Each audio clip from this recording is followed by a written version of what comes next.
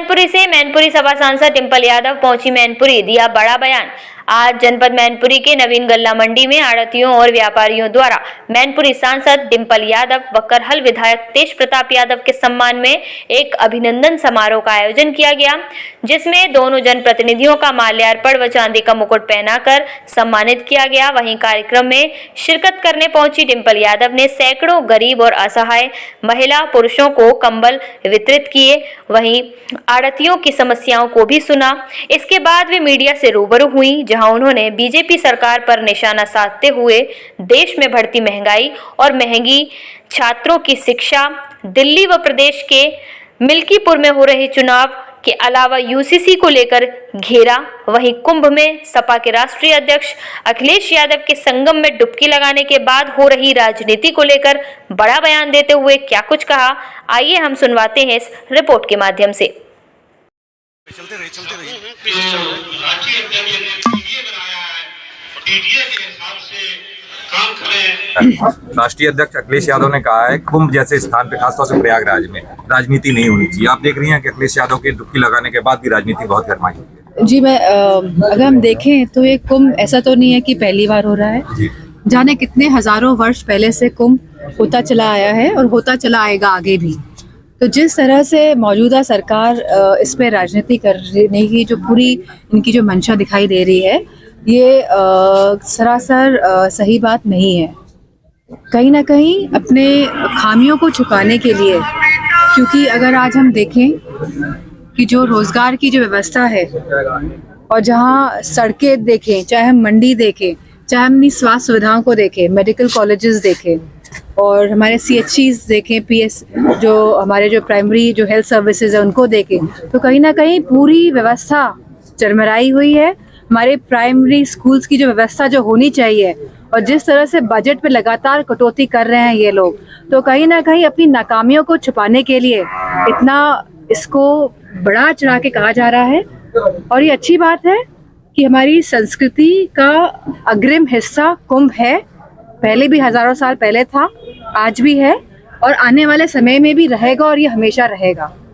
और जितना भी इसमें जो पैसों का जो इस्तेमाल हो रहा है, तो मैं समझती हूँ जितने भी इसमें पैसे लग रहे हैं व्यवस्थाओं को देखने के लिए, ये जो पैसे हैं, ये जो टैक्स के पैसे हैं, इससे ये हो रहा है सारा काम। तो इसमें राजनीति करने की बात कहाँ से आ गई? क्यों इस तरह की होड़ मची हुई है? ये बात ऐसा तो नहीं कहेंगे समझ से परे है, क्योंकि हम जानते हैं कि क्या भावना के साथ और किस मंशा के साथ ये सब हो रहा है। अच्छा, धार्मिक स्थान में कुंभ में खासतौर से योगी ने कैबिनेट मीटिंग बैठाई, कैबिनेट किस तरह से देखती हैं? हमेशा, क्योंकि बहुत बड़ी स्तर पे यह कुंभ का ये जो पूरा मैनेजमेंट होता है, बहुत करोड़ों लोग आते हैं इसमें हिस्सा लेने के लिए, तो नेचुरली इसमें एक मीटिंग नहीं कई मीटिंग्स बिठानी पड़ती है, क्योंकि पूरी व्यवस्था देखने का जो जिम्मेदारी है वो सरकार की होती है। डिप्टी सीएम केशव प्रसाद मौर्य का कहना है कि कांग्रेस और समाजवादी पार्टी में मानसिक दोष है, उसका इलाज वो कराएं या ना कराएं, मगर ये कुंभ जाके स्नान जरूर करें। इसको लेकर मैं क्या कहूँ इस बात पे? दिल्ली में ये कि यूसीसी उत्तराखंड में खासतौर से यूसीसी लागू होने वाला है।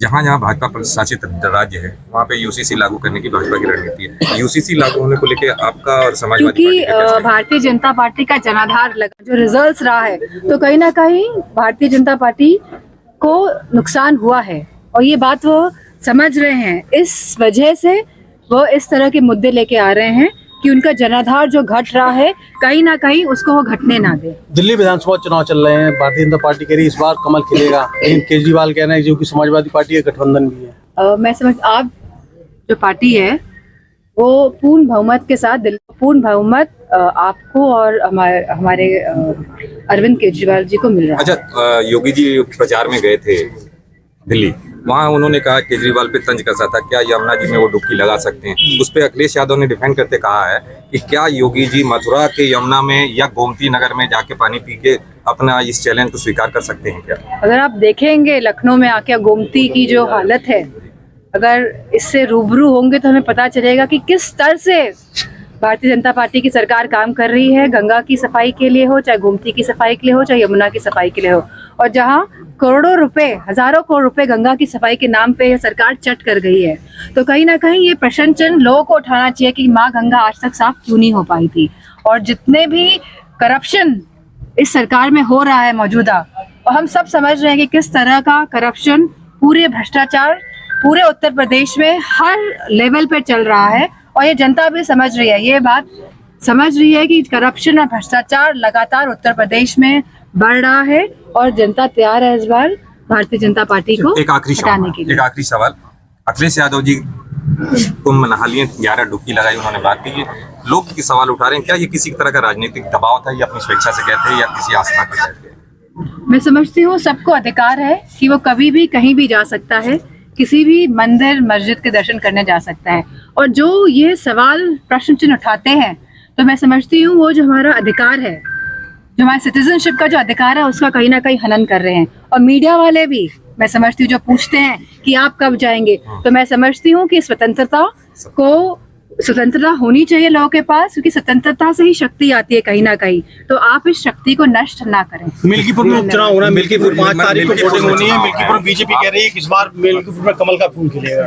समाजवादी पार्टी ने आपको जिम्मेदारी दी है, आपका रोड शो भी है। तो 2024 के चुनाव में भी कह रही थी कमल का फूल खिलेगा, 80 में से 80, 400 पार, तो कैसा कुछ हो पाया। तो मैं समझती हूँ कि समाजवादी पार्टी के सभी कार्यकर्ता मजबूती के साथ मिल्कीपुर चुनाव में लगे हुए हैं, और परिणाम हमारे आशा जनक ही होंगे। मैडम, एसटी और महंगाई को लेकर एक सवाल है कि इस सरकार ने जो स्कूल में पढ़ रहे हैं छात्र, उनको भी नहीं बख्शा है कि 18% जीएसटी हर किताबों पे और फीस पे लग रही है, क्या कहेंगे? सरकार मन माने तरीके से काम कर रही है, चाहे जीएसटी हो, चाहे किसान हो, चाहे बिजली की दरें हो, चाहे सिलेंडर हो, चाहे पेट्रोल हो, चाहे डीजल हो। कहाँ पे अच्छा अंकुश लगा बताइए।